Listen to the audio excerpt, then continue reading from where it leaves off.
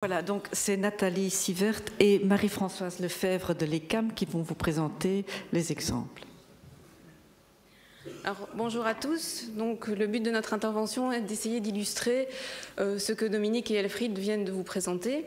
Alors, nous avons mis en place au niveau de notre cursus en ingénieur industriel plusieurs situations d'intégration et donc nous allons ici vous en présenter deux pour vous montrer aussi que les situations d'intégration peuvent être à des niveaux différents.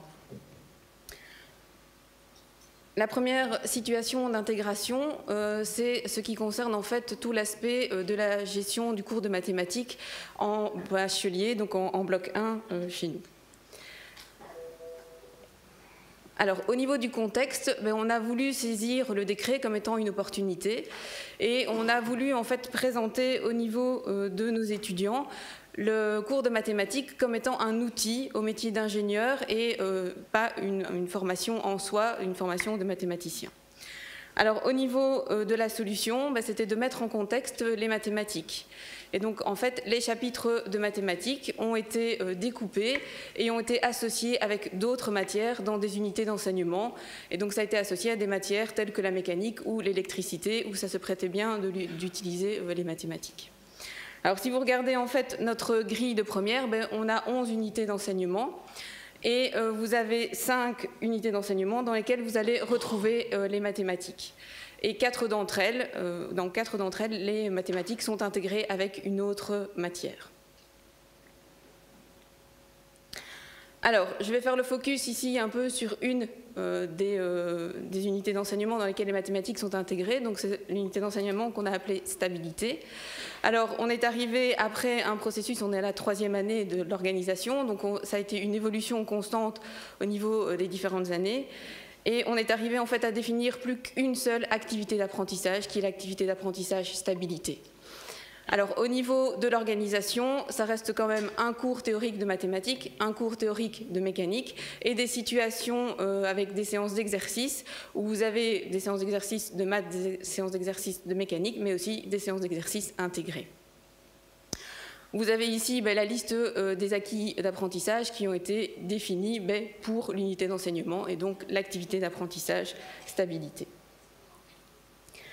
Alors, je vous donne ici rapidement un exemple d'un problème qui est posé au niveau de la stabilité. Alors, on demande à l'étudiant de calculer le moment d'inertie. Le moment d'inertie, c'est une valeur purement mécanique. Et on donne aussi une variation, donc une loi de variation de masse volumique. Et donc là, c'est une loi qui est purement mathématique. Et donc, on voit bien que l'étudiant doit combiner à la fois et mobiliser ses ressources à la fois du côté de la mécanique et du côté de des mathématiques pour arriver à résoudre le problème. Alors les situations d'intégration, ça a plein d'avantages. Ça permet aux enseignants de travailler en équipe, de se remettre en question au niveau des tables des matières, de s'associer, de travailler ensemble. Aux étudiants, ça permet d'obtenir un contexte dans lequel il va travailler, donc de ne pas faire des mathématiques pour faire des mathématiques. Maintenant, il y a un certain nombre de difficultés que nous avons quand même rencontrées pour la mise en projet donc, de ces situations d'intégration. Comme l'a dit Dominique et Elfriede, l'évaluation est concertée, donc ça peut être vécu comme étant une perte du pouvoir de l'enseignant sur son propre cours et sur sa propre évaluation. Ça peut être un frein à la mise en place de situations d'intégration. Les gestions des situations transitoires, on venait d'un ancien système où il y avait un cours de mathématiques, où il y avait un cours de mécanique et les étudiants marchands, on en a parlé tout à l'heure, c'est inévitable. Et donc j'ai réussi le cours de mathématiques, qu'est-ce que je fais par rapport à cette unité d'enseignement de stabilité? Gérer les étudiants qui viennent de l'extérieur et pour lesquels il faut valoriser des crédits, c'est aussi une réflexion qu'il faut faire. La première année de la mise en place, on avait sous-estimé la préparation des étudiants face aux situations d'intégration. Donc c'est vraiment très important et c'est un élément essentiel.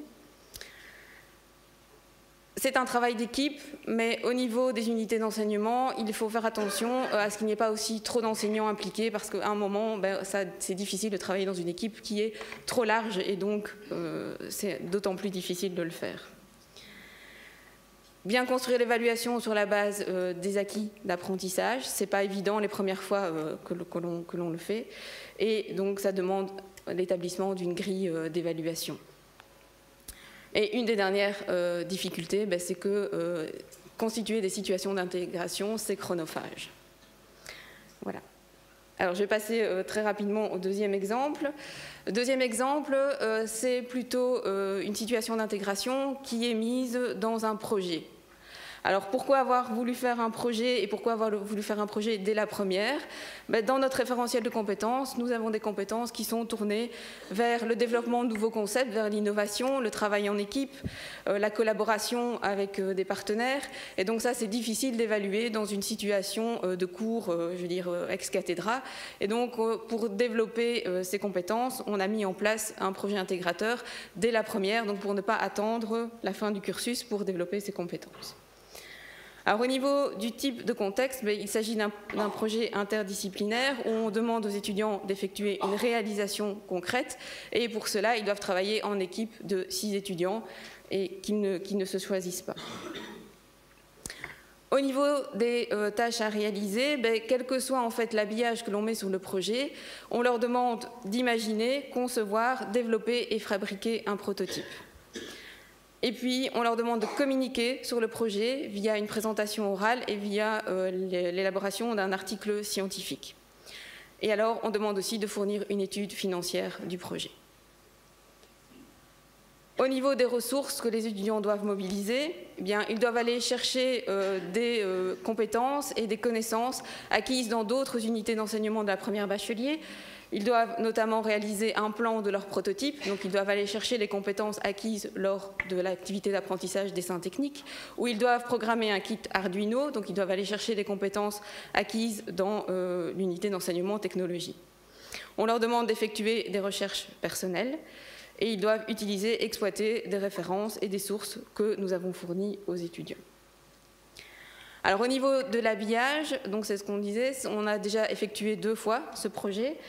En 2014-2015, le thème qui était proposé aux étudiants était le thème de l'hydroponie. Et donc, nous avions à peu près 55 groupes. Et donc, derrière un cahier de charges qui était fourni au niveau des étudiants, on a remarqué qu'en fait, on avait obtenu 55 projets totalement différents. L'habillage que nous avons mis la deuxième année, donc en 2015-2016, c'était de concevoir et de fabriquer un distributeur, quel que soit le type. Et donc, de nouveau, nous avions de nouveau une bonne cinquantaine de groupes et nous avons eu de nouveau 50 projets tout à fait différents. Et donc, c'est la notion d'habillage. Donc, on leur demande des productions qui sont les mêmes, mais vous voyez qu'au niveau de l'habillage et de ce qui est demandé, vous avez des thèmes qui sont tout à fait différents d'une année à l'autre. Voilà. Alors, je vais céder la parole à ma collègue pour la notion d'évaluation. Donc juste pour situer un petit peu comment on a mis ce projet en place. Donc le projet consiste en quoi? Il y a une équipe d'enseignants, de 4 enseignants, qui gèrent le projet. Donc nous, on a nous-mêmes été formés à la gestion de projet, gestion de groupe, puisque c'était des notions auxquelles on n'était pas forcément familier. On a des étudiants de première année, donc ils sont entre 350 et 400, donc effectivement ça nous fait plus de 50 groupes. On fait des groupes de 6 étudiants. Le but étant de faire des groupes hétérogènes, donc on se base sur différents tests au niveau des notes, au niveau du type d'étudiants qu'on a. Donc c'est pas eux qui choisissent leur groupe, c'est nous qui leur imposons avec qui ils travaillent. Et pour faciliter la gestion de ces 55 groupes, c'est pas avec 4 enseignants qu'on peut le faire, donc on a été chercher des étudiants de master, on a pris 20 étudiants de master qui, eux, supervisent chacun 3 groupes d'étudiants de première. Et eux, ce travail, pour eux, ça remplace une partie de leur cours de management et de gestion. Et donc, pour eux, eux apprennent tout autant que les étudiants de première, puisque c'est vraiment de la mise en place sur terrain pour apprendre à gérer des personnes. Alors au niveau de l'évaluation, on s'est demandé comment on allait pouvoir évaluer un projet de ce type-là, en essayant que ce soit équitable pour tout le monde. Donc on a fait 3 types d'évaluation. On a une évaluation continue tout au long de l'année, qui est la plus importante. On a une évaluation orale et une évaluation écrite. Au niveau de l'évaluation continue, donc le travail principal porte sur les rencontres entre les groupes et leurs étudiants superviseurs. Donc on impose une réunion par semaine, au cours de laquelle on voit si les étudiants ont bien accompli les tâches qui leur étaient fixées. Ça, c'est la majorité du travail de l'évaluation continue. Au niveau de l'évaluation orale, on a donc la présentation orale qui est importante, le prototype qu'ils doivent défendre, et puis au cours de la présentation orale, on leur pose une série de questions. Ils ont une liste de questions à préparer, ils savent sur quoi ils vont être interrogés. Ça fait partie de l'évaluation orale. Au niveau de l'évaluation écrite, On a un QCM individuel, donc là où c'est plus vraiment sur des parties techniques, sur comment ils ont mis en place le projet. Et puis au niveau de l'évaluation de groupe, on leur demande donc d'écrire un article scientifique et de réaliser un modèle 3D de leur prototype.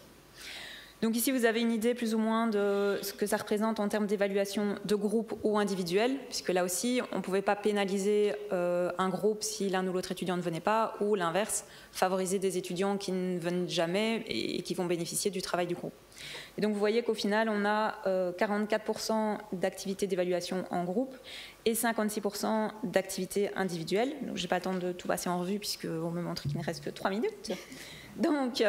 un exemple de grille d'évaluation des étudiants de première par les étudiants de master.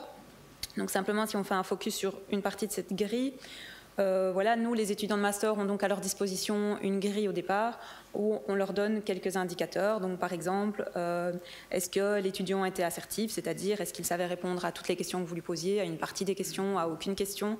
Et donc en fonction de ça, l'étudiant superviseur doit compléter les cases de sa grille d'évaluation et ça nous donne à nous un rendu de l'évaluation continue sur chacun des étudiants de chaque groupe. Alors ça, c'est un exemple de grille d'évaluation des présentations. Donc pareil, si on fait un focus sur une partie, vous avez quelques critères, savoir si le groupe est assertif, cohérent, organisé, et donc quelques indicateurs à côté, savoir si par exemple la présentation était ordonnée ou non, si le groupe a respecté le timing ou non, et donc en fonction de ça, encore une fois, on peut évaluer certains critères ici pour une évaluation de groupe.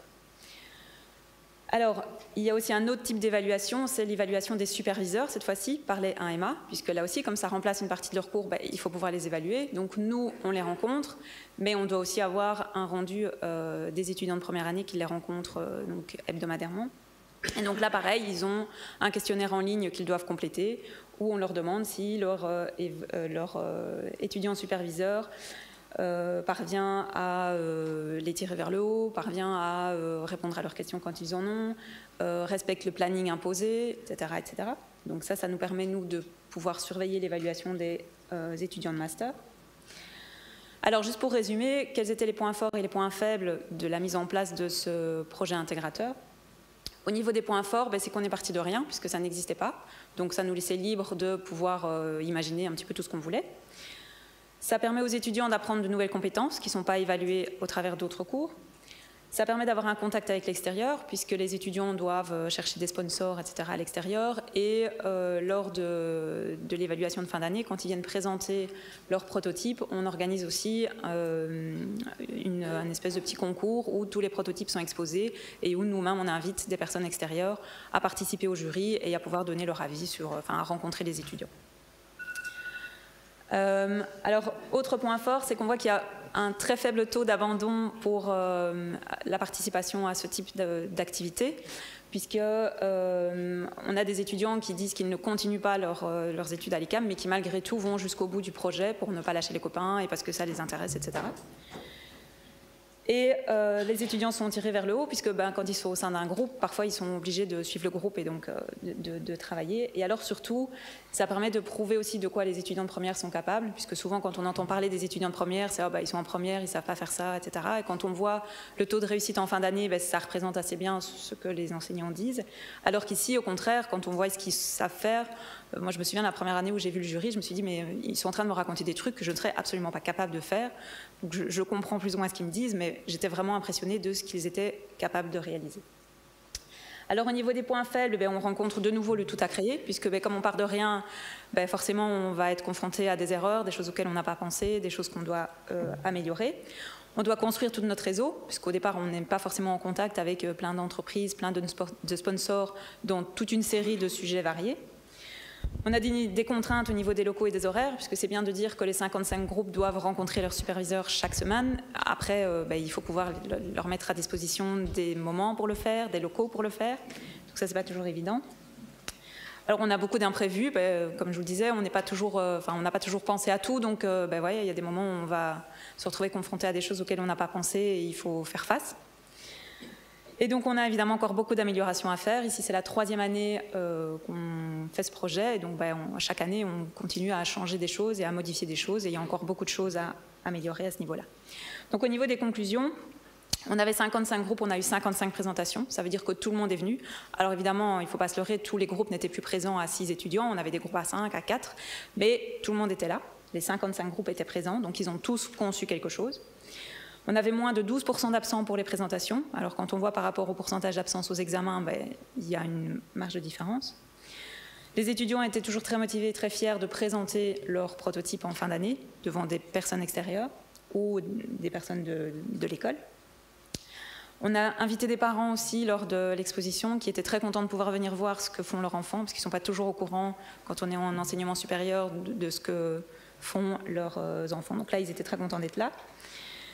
Et donc, on a mis en place aussi des enquêtes en ligne auprès des étudiants de master et de première bachelier pour nous permettre à nous de pouvoir améliorer chaque année notre système d'évaluation ou de mise en place du projet. Et donc, encore une fois, je reviens sur ce que je pense qui est l'un des meilleurs points forts de la mise en place de ce projet, c'est de pouvoir voir la capacité des étudiants de première année. Alors, je vous laisse lire, si vous voulez, quelques petits commentaires.